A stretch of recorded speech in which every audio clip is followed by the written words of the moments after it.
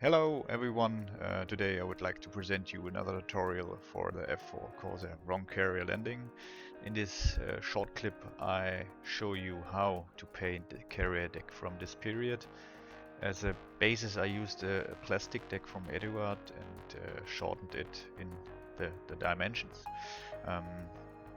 Keep in mind, dioramas should never be too large and should also observe certain compositional principles in order to make them exciting and coherent. After you have cut the deck to the right dimensions, prime it with a black primer and then apply several thin coats of the base color. This time I choose wood base from AK. Unfortunately, I'm not very satisfied with these acrylic colors when using the airbrush, and therefore recommend using Tamiya or AK real colors. From my point of view, they are much better to work with. After sufficient drying time, you can start to add a little more variety to the basic shade. To do this, add some brown or gray to the base color and paint individual flanks with a highly diluted color variation. Any shade of gray or brown is conceivable. You can also work very wet on wet here. It may look a bit messy at first, but when it's dry it looks great. I have already used this variant when painting the railroad sleepers on my model railroad. You can also see the result in a video here on my channel. Next, paint the metal components of the flight deck, such as elevator edges or rain drains. Use metal paint such as gunmetal or steel for this. I have also seen pictures here where these assemblies were painted in the topcoat color of the flight deck, but it's up to you, just check the internet. For me it was more about a bit of variety on the deck.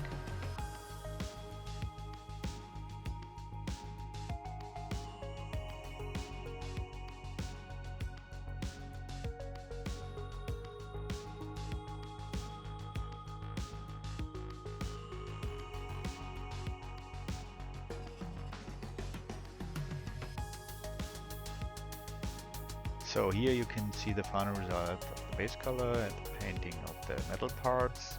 You can also use the airbrush gun here, but you must also be aware that masking is really no fun. I don't like it. It's up to you. If you want to do this, go ahead. It's for me it's just pain in the ass. After you have let everything dry for a good day, we can now start with the use of worn effect. Here too there are different variations and color gradients. I decided to use chipping fluid from AK and diluted it with water in a 50-50 ratio. It is important that you apply it in thin layers without creating large pools of liquid. This would have the disadvantage that you could easily cause these areas to flake off when you are chipping. So apply several thin layers and leave it really dry.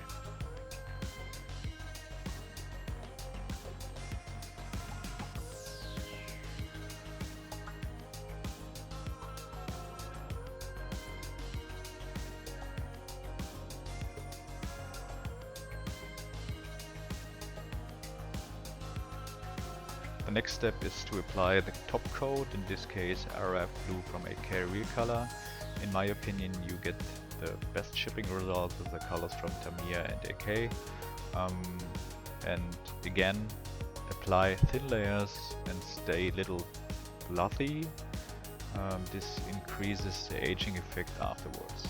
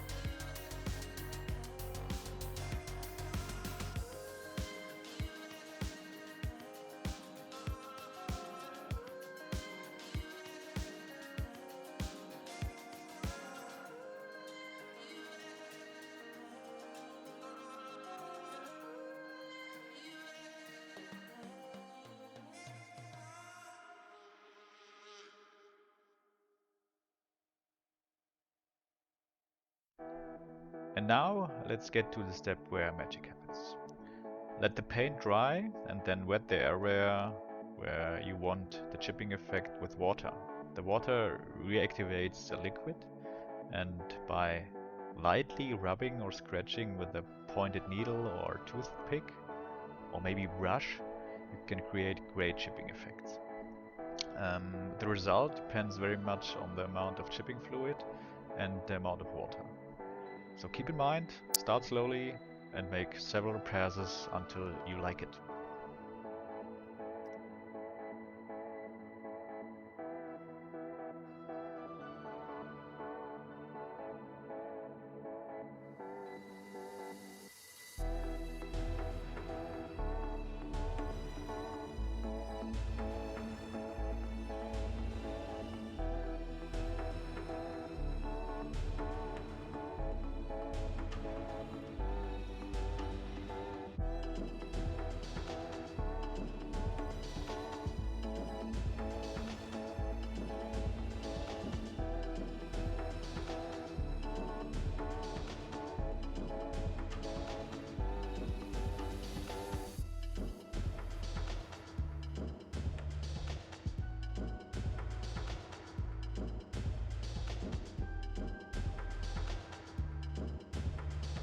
Once you have achieved the desired effect, allow the model to dry properly and then apply a coat of clear varnish.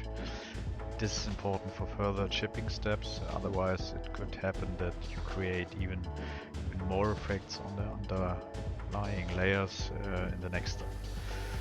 Once we have this, we can start painting the markings. To do this, however, first apply another thin layer of chipping fluid, as the maskings will also wear off.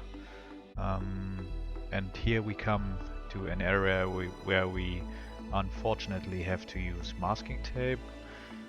Mask everything off cleanly, apply the fluid, allow to dry, and then apply the color for the markings. Again, it is worth looking at references on the internet. The usual colors on the flight deck were white and yellow.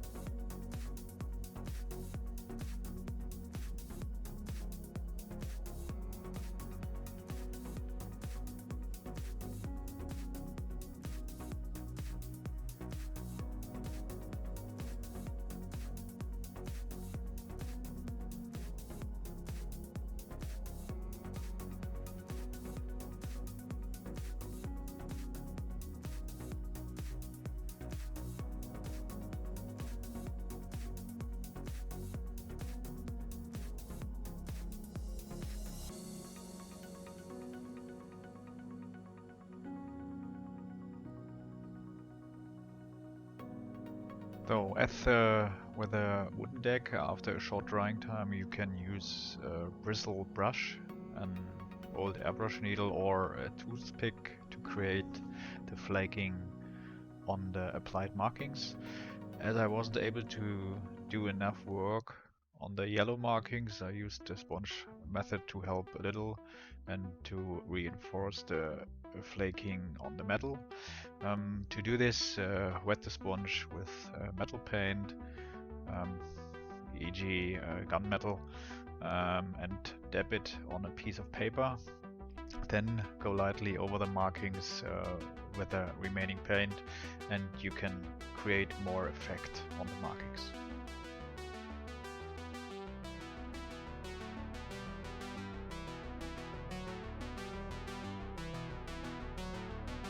To enhance and darken the effect of the wood on the deck, I applied a light brown wash and highlighted the recesses with Tamiya panel liner.